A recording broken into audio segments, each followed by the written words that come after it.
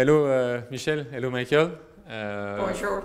First of all, thank you so much from everyone of OL fans.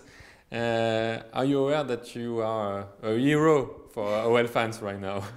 All of us. This was truly a team effort. I don't think any, no one person could have done this. This was truly a teamwork among OL staff, our partners like the auditors, the legal teams, and without all of them, we could not have been successful. So this was, I'm fully aware and I'm very grateful for all the success and words of encouragement from our fans, elected officials like the Metropole, the cities of Lyon and Decines, and our lenders, all of them. So this was truly a beautiful coalition of very interested party to save the club. How did you manage with the DNCG? So we're really grateful for the support, DNCG and Jean-Marc Leclerc in particular. They were very patient with me and with us in explaining what the rules and policies are and what we need to do to follow the rules and policies.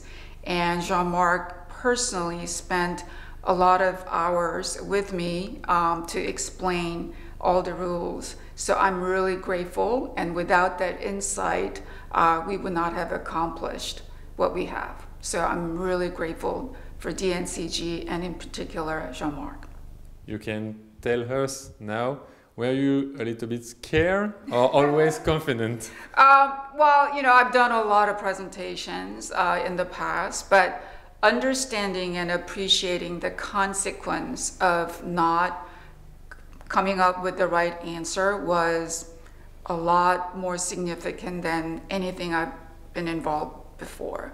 So that certainly weighed on me, that we are trying to do something that just impacts so many people. So I believe we gave everything we have, and we were very, very proud of what we have put in and what we were able to achieve. I know, and everybody knows that you work a lot, you, with Michael, with all the team. What was really the key of the success for you? Again, it's teamwork, but it is actually, it's actually not that hard at the end of the day. It is really about understanding very clearly what the rules and policies are and what the requirements are, and deliver what was expected of us. Now, what was really challenging was I became the chair on June 30, and we received the official letter in the evening. So we basically had 7 days, especially for me, to understand all the rules and policies and respond to the appeals board what our answers were. So that was truly a heroic and Herculean efforts, but we did it with the help of so many people. And you talk about transparency. For you, it's really important. Yes, in that process, it was very important, especially for our outside partners and the investors, as well as especially accountants and our auditors. It was very important that we were fully transparent. So there was nothing that was held back. They had full access. Investors had full access. And that was really one of the reasons why we were able to get this thing done in 7 days. Si on parle de transparence financière, mais aussi sportive. Du coup, je vais me tourner vers Michael. Michael, quelles sont les ambitions? Est-ce qu'on peut déjà donner des ambitions sportives pour la saison prochaine? Parce que, évidemment, aujourd'hui, pour beaucoup de supporters, c'est le flou. Est-ce qu'on sera capable de jouer le top 4, le top 5? Est-ce que c'est la volonté ou est-ce qu'il faut s'attendre à réduire un peu la voilure? Non, absolument. On garde l'ambition de jouer en Europe. Le but, c'est de se qualifier pour l'Europe, comme on avait fait les dernières 2 saisons, mais peut-être même un peu plus. C'est vrai qu'on a soumis un budget qui était un peu moins élevé que le 24 juin. On a adapté ça aux fonds qu'on a reçus des investisseurs, des actionnaires et des prêteurs. Mais il n'y a pas... Adapté, mais pas révolutionné. Pas révolutionné, c'est pas beaucoup de différence en fait. Et on a beaucoup de confiance en Mathieu et Jean et la cellule de recrutement qui vont trouver les meilleures solutions. Comme j'avais dit, pas beaucoup de différence du budget, donc pas beaucoup de différence d'ambition. Il faudra trouver les nouveaux Malik Fofana, c'est un peu ça, des joueurs qu'on n'a pas forcément achetés très cher et qui ont eu un rendement incroyable sur la pelouse, c'est ça l'idée? C'est ça exactement. L'OL était toujours un club qui était un des plus performants du développement de joueurs. Et on veut garder ça, on travaille sur un système aussi pour l'académie dans le futur, mais aussi pour le top talent scouting. On était très bien dans le top talent scouting qui est la clé pour trouver des joueurs comme Malik. Les joueurs de l'académie, ça c'est important aussi pour les amoureux de l'OL, ils auront une place dans le projet évidemment. Absolument, il faut toujours avoir deux piliers, le pilier de l'académie, le pilier de top talent scouting. Le foot en Europe en ce moment est très difficile au top, donc il faut se battre avec des grands clubs qui trouvent beaucoup de jeunes joueurs aussi, mais nous, on a l'avantage que nous, on était déjà un club toujours qui avait beaucoup de jeunes dans l'équipe.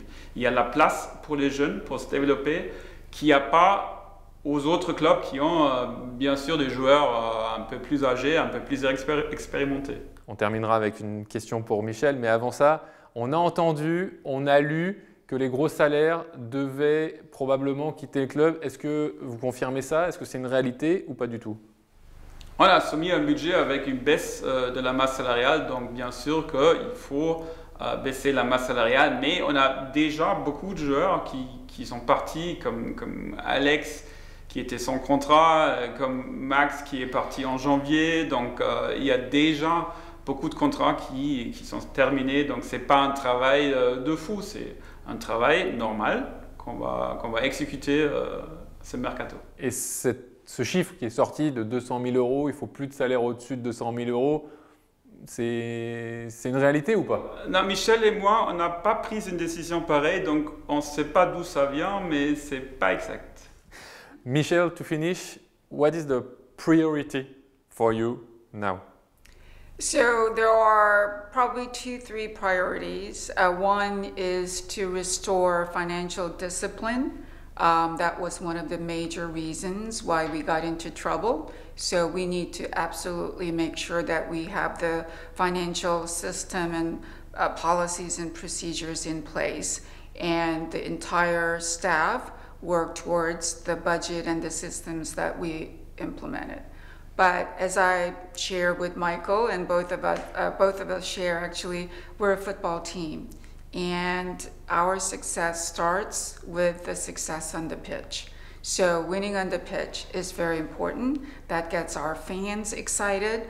Our fans become very proud of the club, and the commercial partners want to partner with us. So that is actually very important. So that's what we're going to some extent divide and conquer between Michael and myself, and those two things are probably our top priority. And through that, we want to restore our credibility and confidence in the club, not only on the pitch with the teams, but in the management team and the leadership. Thank you very much. Thank you. Thank you. Merci.